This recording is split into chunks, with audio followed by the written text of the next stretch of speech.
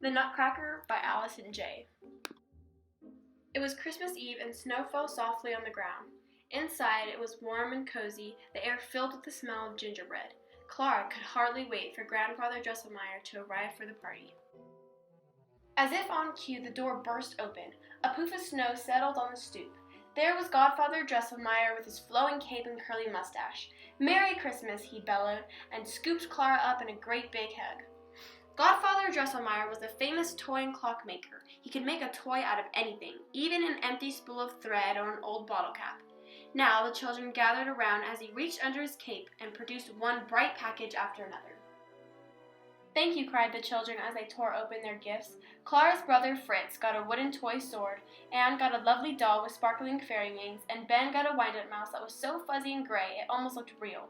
But Clara knew her present was the best of all. It was a toy soldier, but not just any toy soldier. If you put a nut between its teeth and pulled the lever in its back, it cracked the shell right open.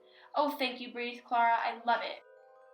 Clara passed the Nutcracker around for everyone to try, but Fritz grabbed it and shoved a walnut between its teeth. He pulled the lever down hard. Snap! The shell cracked in two, and so did the Nutcracker's jaw. "Fritz!" Clara cried. "You've broken it!" She cradled the injured toy in her arms. With a flourish, Grandfather Drosselmeyer stepped in. He pulled out a handkerchief and tied it around the Nutcracker's head. "That should do it for now," he said. "Tomorrow I'll get my tools and I'll fix him properly. But now, Mother says it's time for bed." After saying good night to the party guests, Clara gave the Nutcracker a kiss and placed him gently under the Christmas tree with all the other toys. Then, reluctantly, she went upstairs to bed. But try as she might, Clara couldn't sleep. Late that night, she tiptoed back downstairs and curled up beneath the tree, with the Nutcracker snug in her arm. Finally, she drifted off. Clara woke up with a start. The grandfather clock chimed loudly. She glanced around and rubbed her eyes. Something incredible was happening. The Christmas tree appeared to be glowing. Larger and larger it rose right before her eyes. As the tree grew, so did the toys beneath it. Soon, Clara was standing face to face with the Nutcracker. And then something even stranger happened. An army of mice marched from behind the sofa, led by a very large, very fuzzy gray mouse. Atop his head sat a golden crown. Clara stared, then shook herself. The mice were headed straight for her. Suddenly the Nutcracker moved. He pulled a wooden sword from his side and marched forward, shielding Clara from the mice and leading the toys into battle. Clara gasped as the Nutcracker and the Mouse King dueled. But the Nutcracker's wooden sword was no match for the Mouse King's shiny metal one. Clara had to do something. She looked around. There was no time. She tore her slipper from her foot and threw it at the Mouse King with all her might. The Mouse King crumpled to the ground, his crown spinning to rest beside him. Clara couldn't believe her eyes, for as the Mouse King fell, the Nutcracker magically transformed into a prince. Now he swept the Mouse King's crown from the floor and placed it atop Clara's head. "Thank you," he said. "I've been trapped in the shape of the Nutcracker for many years, but your bravery has broken the Mouse King's spell. Now I am free." Clara didn't know what to say. She reached up and touched the gold crown on her head, then looked down to see that her nightdress had turned into a magnificent gown. The prince held out his hand. "Would you come with me to my kingdom, the land of sweets?" he asked. "Oh, how lovely," Clara said as she took the prince's hand. Together they stepped out into the snowy night where a horse-drawn sleigh awaited. As the sleigh pulled them through the land of snow, the stars sparkled like diamonds in the sky. Dazzling snowflakes danced all around them. Before long, the carriage pulled up to a marvelous castle built with cubes of sugar instead of bricks. The gates surrounding it appeared to be made of peppermint sticks. Clara blinked in disbelief. "This is where I live, the Marzipan Palace," said the prince. A beautiful girl had appeared beside him. "And this is the Sugar Plum Fairy." "You've been missed, dear prince. Welcome home," said the Sugar Plum Fairy. Then she turned to Clara and smiled warmly. "Welcome to the land of sweets," she said. The prince explained how Clara had saved his life by bravely defeating the Mouse King.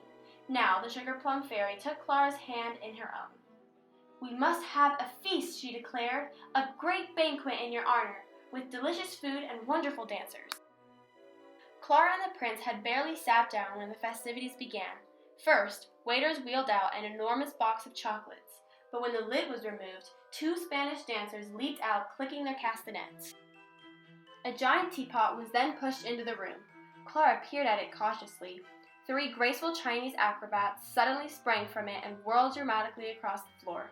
Next, a huge cup and saucer appeared. Clara leaned forward just as 4 Arabian dancers jumped out, followed by a troupe of Russian performers who crossed the floor in a dazzling series of jumps and kicks. Clara clapped until she was breathless.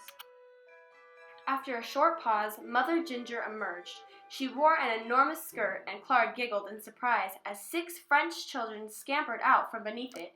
Clara drew in her breath, amazed, as the children spun like candy-colored tops around the room.